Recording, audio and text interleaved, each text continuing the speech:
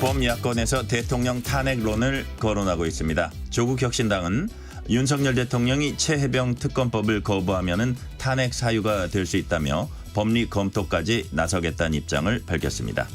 관련 이슈 포함한 정치 현안들 황운하 조국혁신당 원내대표와 얘기 나눠보겠습니다. 의원님 어서 오세요. 네, 안녕하세요. 조국혁신당은 어제 당선인 회의에서 윤 대통령의 거부권 행사는 탄핵 사유라고 이렇게 규정을 했습니다. 거부권 행사가 탄핵 사유다. 이게 잘 이해 안 되는 분들도 있을 텐데 무슨 뜻인가요? 거부권 행사는 이제 우리 헌법에 규정된 대통령의 권한이거든요. 헌법 네네. 53조인가 규정되어 있고 이것은 이제 대통령제 하에서 대통령이 법률안 입법 과정에 참여할 수 있는 헌법상 권리를 네. 보장한 것이고 이제 미국 같은 경우는 우리나라와는 달리 정부가 대통령이 법률안 제출 권한이 없습니다. 그래서 대통령에게 이제 법률안 제정 과정에 이제 개입할 수 있는 권한을 주기 위해서 거부권을 부여했던 것인데 우리나라는 사실 정부가 법률안 제출 권한이 있기 때문에 우리나라 같은 대통령제에서 거부권이 헌법상 규정된 것은 이른바 제왕적 대통령제의 성격 중에 하나로 이렇게 분석이 되거든요. 대통령 거부권은 이렇게 삼권 분립 체제 하에서는 국회 입법권과 완전히 충돌되는 거거든요. 예컨대 이제 무제한으로 거부권이 행사된다고 생각을 해보면 국회 입법권이 완전히 무력화돼 버리잖아요. 네. 그래서 대통령 거부권은 헌법상 권한이긴 하지만 헌법적인 한계가 있다. 이것이 이제 헌법 학계의 다수설이고 그래서 대통령의 이 헌법 거부권이 헌법적 한계를 일탈해서 그 남용될 경우에 그런 경우는 그 탄핵 사유가 해당될 수 있다. 이것이 이제 헌법 학계의 의견입니다. 저희 조국 혁신당의 당선자들의 의견이라기보다는 헌법 학계의 의견이다. 그럼 이제 해병대원 사건에서 거부권 행사하면 이게 거기에 해당된다 그런 말씀이세요? 그렇죠. 그러니까 거부권 행사가 이제 내재적인 한계가 있는 것인데 어떤 경우냐. 그러니까 아까도 말씀드렸지만 이 거부권을 무제한으로 허용하면 이렇게 생각하면 됩니다. 대통령에게 사면권이 부여돼 있잖아요. 그런데 대통령의 사면권을 무제한으로 사용하면 안 되거든요. 예컨대 대통령의 배우자나 대통령의 자녀들을 콕 집어가지고 사면권 행사한다. 이럴 경우 그 사면권이 정당한 사면권이냐 아니라고 봐야 되잖아요. 마찬가지로 대통령의 거부권은 위헌인 법률 또는 실현 불가능한 법률 또는 국가 재정 건전성을 위태롭게 하는 비용이 들어가는 법률 또는 국익이나 공익에 반하는 법률 이런 경우에 대통령의 거부권이 허용이 된다.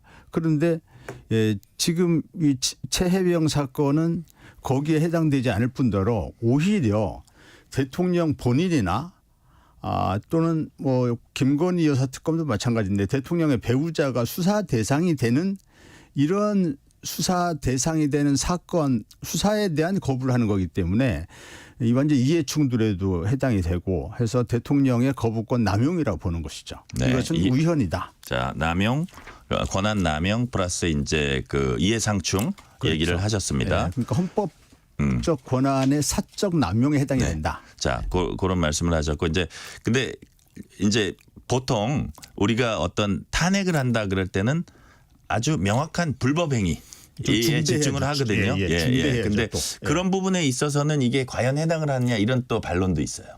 이게 중대한 그러니까 헌법이나 법률을 위반했다 하더라도 중대한 위반 사유가 되거든요. 그러니까요. 대통령을 파면할 만큼 중대한 사유에 해당이 거기에 되느냐. 과연 해당이 되냐 이제 이걸 여쭤본다면 뭐라고 말씀하시겠습니까? 그에 대해서는 헌재의 판단 영역이 있죠. 다만 이론적으로는 위헌이고 탄핵 소추 사유에 해당이 된다. 이게 헌법학계 다수설인데 이것이 이제 구체적으로 파면 사유에 해당이 되느냐 여부는 여러 가지 사정을 종합적으로 해서 헌재가 판단할 영역이죠. 또 이제 국회가 탄핵 소추를 의결할 수 있느냐 이것도 역시 여러 가지 사정을 판단해서 국회가 판단할 일이죠. 과거에 박근혜 대통령 탄핵 때도 의석수만 얘기하자면 그 당시에 야권의 의석수가 170석 정도였는데 결국 탄핵 의결이 됐단 말이죠. 국회에서 뭐 230~40표 나왔을 것 같아요. 그래서 이 역시 대통령 거부권에 대한 이제 뭐 국민 여론, 거부권에 대한 국민 여론, 국회의 판단, 또 실제로 탄핵 수출 의결이 된다면 헌재의 판단 이런 부분은 조금 더 여러 가지 사정을 봐야 됩니다. 네. 자, 그렇다면 오늘 이제 국무회의에서 국무회의가 열리는데 전망을 하시기에 거부권은 행사하실 걸로 보세요. 이제 정부로 법률안 이송된 다음에 15일 이내에 이제 거부권 행사해야 되는데 그럼 네. 22일이 한계더라고요. 그런데 오늘 행사할 수 있고 국무회의가 매일 열리는 게 아니기 때문에 네. 국무회의 열리는 오늘 하거나 일주일 후인 21일 하거나 둘 중에 하나일 텐데 지금 거부권 행사에 대한 국민들의 반대 여론이 굉장히 많기 때문에 마지막까지 고심하는 모습을 보이다가 21일 날 거부권 행사할 걸로 저는 그렇게 봅니다. 그렇게 전망을 하시군요. 그럼 조국혁신당은 어떻게 대응을 하실 겁니까? 일단은 대통령 거부권 행사가 되면 그러니까 재의 요구를 하는 거잖아요. 네네. 그 조국혁신당은 당연히 민주당과 연대 협력해서 국회에서 이것이 재의결될 수 있도록 정치력을 발휘해야죠. 그러니까 산술적으로는 그 국민의힘 쪽에서 18명의 이탈표가 나와야 되는 건데. 예. 근데 뭐 그쪽도 이탈표가 나올 수 있고 뭐 야권도 이탈표가 나올 수 있고 그럴 수 있죠. 네네. 그렇지만은 이제 민주당과 조국혁신당이 이제 정치력을 발휘할 경우에 가결될 수도 있다. 재의결에 성공할 수도 있다. 이렇게 생각하기 때문에 재의결되는 데 집중해야 됩니다. 자, 민주당 헌법개정특위위원장 윤호중 의원은 대통령 권한 제한과 무당적화를 위한 원포인트 개헌 제안했습니다. 권한 제한 어떤 걸 한다는 거죠? 대통령의 지금 윤호중 위원장은 대통령의 이제 거부권 행사를 제한하겠다. 네네.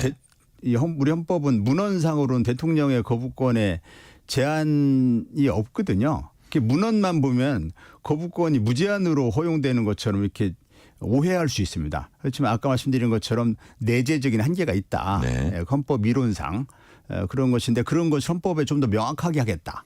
이런 것과 그다음에 이제 대통령이 당무에 계속 그 국민의힘 당무에 개입해 와가지고 거기 그 대표를 뭐 내쫓고 마음에 드는 사람을 대표로 안 치고 하는 그런 일이 있었지 않습니까? 이게 전부 그게 국민의힘 당적을 갖고 있기 때문에 그런 일이 생겼잖아요. 그래서 대통령이 이제 당적을 갖지 말아야 된다. 국회의장처럼. 그런 내용을 포함해서 또 뭐 민주당에서 또 4년 중임 대통령 4년 그 중임제 이것을 그 방향으로 권력 구조를 바꿔야 한다. 뭐 이런 주장도 있고. 네. 또 민주당과 국민의힘이 공통적으로 5.18 정신을 헌법 전문에 들어가게 해야 한다. 이것은 민주당이나 국민의힘이 똑같이 주장하는 것 같더라고요. 여기에 또 이제 윤호중 위원장도 아마 그런 얘기를 한 것 같은데 우리 헌법에 굳이 들어갈 필요가 없는 내용들이 들어가 있는 게 있거든요. 예컨대 국무회의 심의 사항으로 검찰총장 뭐 임명에 관한 사항이 국무회의 심의 사항 들어가 있는데 뭐 그 정부 부처의 외청장인 검찰총장, 그 외청장이 중에 유일하게 검찰총장만 국무회의 심의 사항으로 들어가 있는데 이거 잘못 들어간 거거든요. 그리고 검찰총장은 이후에 이제 그 검찰개혁 법안에 따라서는 명칭이 기소청장으로 바뀔 수도 있고 또는 검찰청장으로 바뀔 수도 있거든요.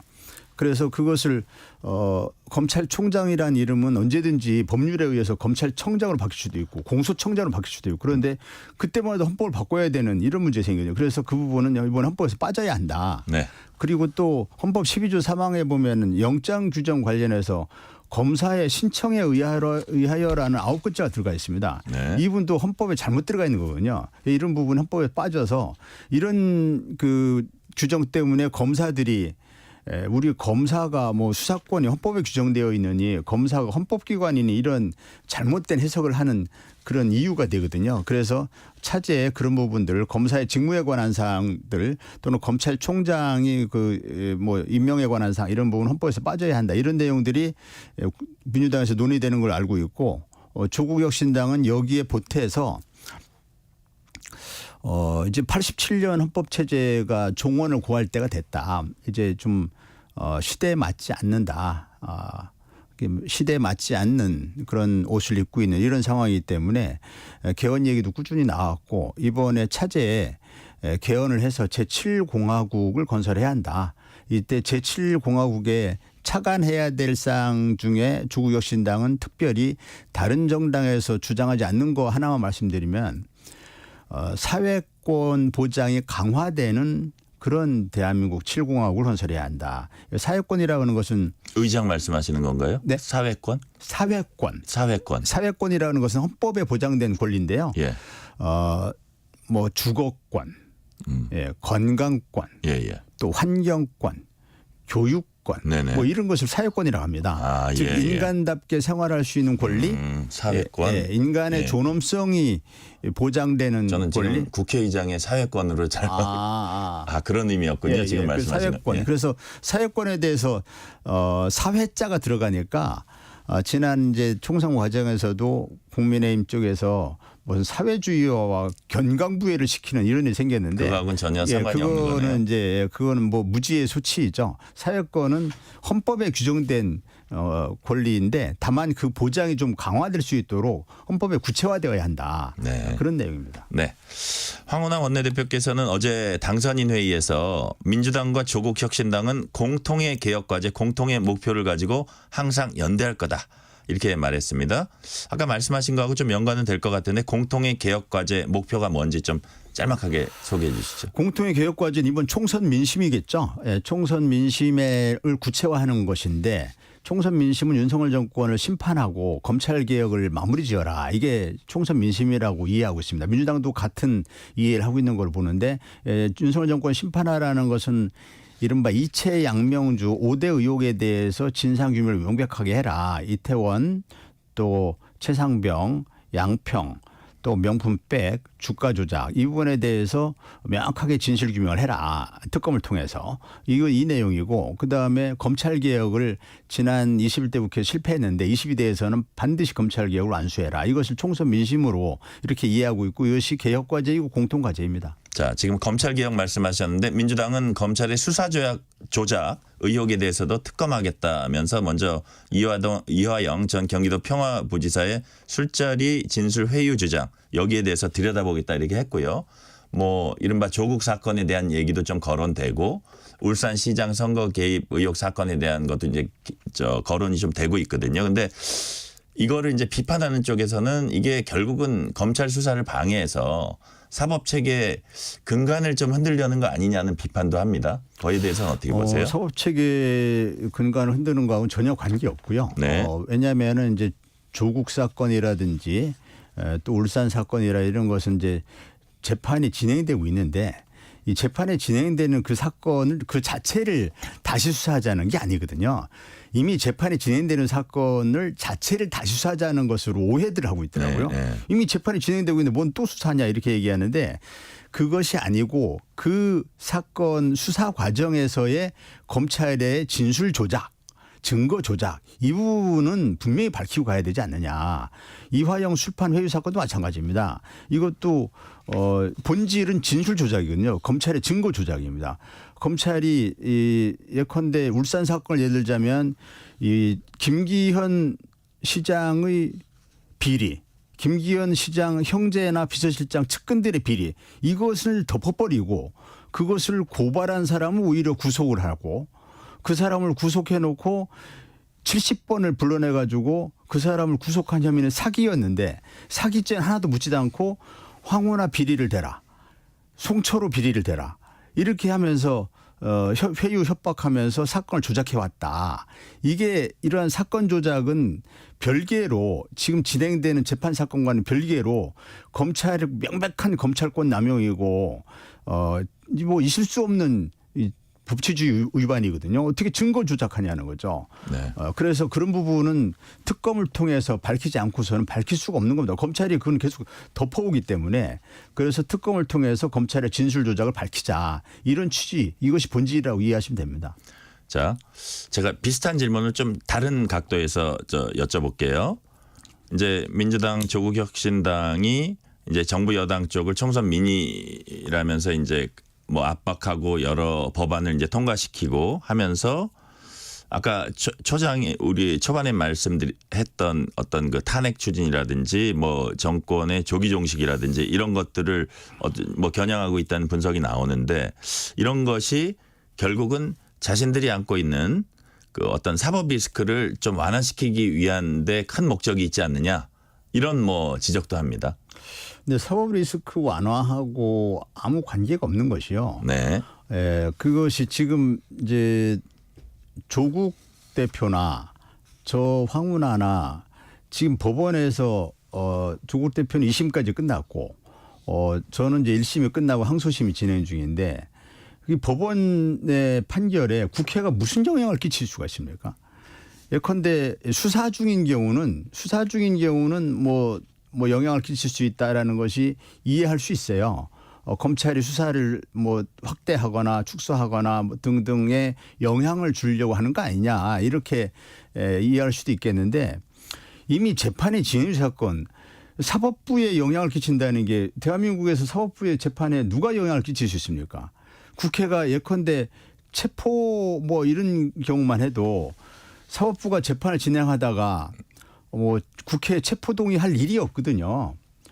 사법부가 예컨대 법정 구속 관련 법정 구속하면 되는 것이고 재판 진행 중에 검사가 뭐 체포영장 청구할 일은 법적으로 불가능하고 그렇기 때문에 사법부의 재판에 영향을 끼치려는 의도라고 하는 것은 그것은 이 사법부의 본질을 잘못 이해하고 있는 것이다. 저는 그렇게 보고 그것은 좀 억지 주장으로 보입니다. 네. 다음 질문으로 넘어갈게요. 조국 대표가 독도를 방문했습니다. 방문 배경이 뭡니까? 뭐 간단하게 이제 대한민국 영토인 독도 수호, 그 다음에 이번에 라인 야후 사태에서 촉발된 경제 주권 이것을 이제 지켜야 한다. 또 일본 정부에게 독도 영유권 주장을 더 이상 하지 말아라 경고하고 야당 대표로서 당연히 할 수 있는 일이죠. 또 윤석열 정부를 향해서 독도 문제 등에 대해서 단호하게 그리고 분명하게 대응을 해라. 그다음에 라인 야후 사태에 대해서도 대한민국 국민 또는 기업의 재산권을 지키는데 우물쭈물하지 말아라. 명확하게 입장을 표명하고 이에 대해서 그 헌법상 대통령에 부여된 권리를 적극 행사하라. 이런 취지로 물론 독도 방문은 라인 야후 있기 전에 기획된 거였습니다. 네네. 그런데 이제 시기가 타이밍이 그렇게 맞았네요. 예, 그렇죠. 네네. 자, 다음 질문 드릴게요. 지금 그 국회의장 두 분이 남았습니다. 두 분으로 2파전으로 압축이 됐는데 뭐 정치권의 분석은 추미애 당선인한테 좀 무게가 실린다 이렇게 보고 거기에 명심이 들어간 거 아니냐 이런 얘기도 하는데 명심이 좀 들어갔다고 보십니까? 뭐 민주당이 원칙적으로 이제 국회의장 선출하기 때문에 제가 알 수는 없습니다만은 이렇게 볼 수는 있겠죠. 지금 당원과 민주당 지지자 약 80%가 추미애 전 장관을 지지하는 걸로 나타나거든요. 그런데 당원과 민주당 지지자들의 뜻을 대변하는 것이 국회의장의 역할 아니냐, 이번 22대 국회 역할 아니냐 이렇게 그런 차원에서 뭐 그렇게 이해할 수 있을 것 같은데요. 근데 네. 이재명 대표도 당원들과 지지자들의 뜻이 존중돼야 되는 거 아니냐라는 그런 생각을 했을 수 있겠죠. 자, 근데 이제 기계적 중립을 지키지 않겠다. 이제 중립성 부분에 있어서 좀 논란이 쭉 그 4명의 후보 다 있었고 특히 추미애 당선인이 그 부분에 좀 약간 더 강경했던 것 같아요. 그래서 앞으로 그 22대 국회에서의 어떤 국회 모습이 좀 너무 혹시 일방적이거나 그다음에 강대강 대치로 가지 않을까 이런 우려하는 목소리도 있습니다. 그 부분은 어떻게 보세요? 이제 국회의장은 지금까지 뭐 이제 당적을 갖지 않아야 되고 거기에 조금 거기 매몰되다 보니까 지금 말씀하신 것처럼 기계적인 중립에 좀 치우쳐서 그래서 민주당 출신의 국회의장이라는 그 의미가 완전히 퇴색돼 버리고 물론 국회의장이 합의, 대화, 타협, 중재 이런 역할을 해야 되죠. 그렇지만은 합의가 안 될 게 뻔한 사안, 도저히 그 소수 정당이과 합의가 안 됐을 때 그때는 불가피하게 이제 다수결의 원칙에 따라줘야 되는데 도저히 합의가 안 될 사안을 가지고 합의해 와라. 합의해 오지 않으면 국회를 안 열겠다. 합의해 오지 않으면 안건 상정 안 하겠다. 이런 그런 국회의장이 이제 그와 같은 결정을 하면서 민주당 지지자들이나 의원들에게 강한 반발을 사왔거든요. 그래서 이번 22대 국회에서는 시대 정신과 개혁 의지가 분명한 시대 정신을 구체화하고 개혁 의지가 분명한 그런 국회의장을 선출해야 한다라는 것이 이제 그런 요구들이 많이 일어났죠. 그러다 보니까 기계적 중립은 절대 안 된다. 그런데 국회의장의 역할이라는 게 본인이 적극적으로 나서서 할 수 있는 역할이라는 게 별로 없습니다. 그 회의 여는 거 하고 그다음에 안건 상정하는 그 수준이기 때문에 안건 상정 중요하죠. 예, 중요한데 그 기본 원칙은 합의가 원칙인 것이고 합의가 안 되면 다수결의 원칙에 따라야죠. 네. 자, 오늘은 여기까지 듣겠습니다. 황운하 조국혁신당 원내대표였습니다. 의원님 감사합니다. 네, 감사합니다.